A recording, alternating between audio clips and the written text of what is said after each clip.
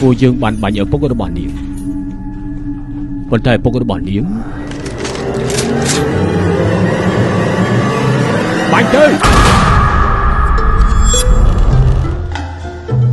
តែជាការប៉ັດអេរិទេថាលោកអមតាមានវិជាមន្តអាគមផ្លូវងងឹតថយទៅហើយតើមានប្រមាណអ្នកហើយដែលគាត់ធ្វើអំពើដាក់នោះសុំនៅនាងថយទៅមកខាងទៅ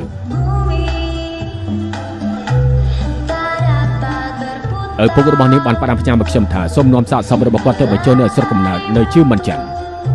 លោកអមតាត្រូវបានគេយកទៅបញ្ចុះនៅស្រុកកំណើតមែនឬអត់មន្តអាគមវិជាផ្លូវងងឹតពិតជាមិនចេះស្លាប់ទេអី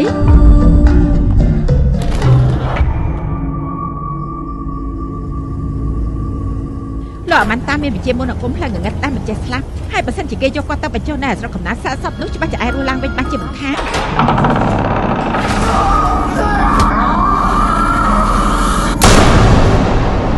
ព្រីអសូរកាយនឹងមានឫទ្ធិអំណាចខ្លាំងក្លានៅពេលដែលព្រះច័ន្ទពេញបរមី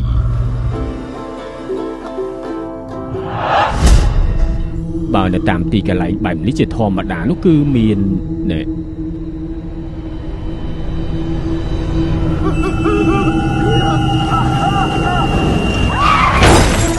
្នកភូមិស្រុកនៅទីនេះគឺពួកគេមិនចង់ឲ្យបញ្ចុះនៅទីនេះឡើយ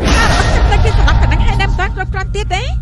សាច់ញាតិជនរងគ្រោះក៏ត្រូវការខ្ញុំជនរងគ្រោះដែរទេអ្នកទាំងអស់គ្នាសម្រាប់ប៉ារបស់ខ្ញុំប៉ុណ្ណឹងហើយតែមិនបានគ្រប់គ្រាន់សម្រាប់អ្នកទាំងអស់គ្នាទៀតទេតែប៉ារបស់នាងបានសម្រាប់មិត្តភក្តិនិងក្រុមគ្រួសាររបស់មិត្តភក្តិខ្ញុំ